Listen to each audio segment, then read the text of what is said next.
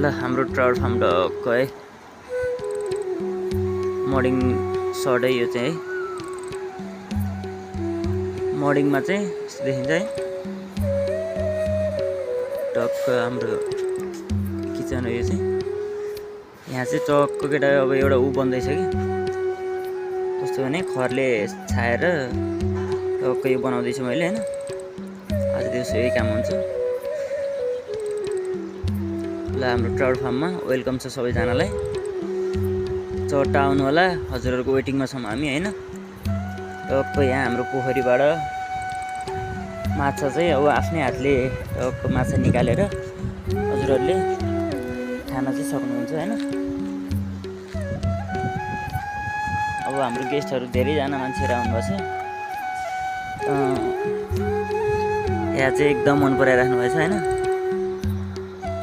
हिजो पनि आउनु भएको थियो काम पनि हुँदैछ है ट्राउट फार्मबाट टक्क जालीमा आफैले हैन सरर माछा निकालेर त्यही माछा हाम्रो यहाँ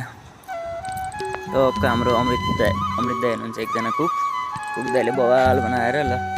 चट्ट गर्नुहुन्छ गाइस सबैजनालाई वेलकम छ है।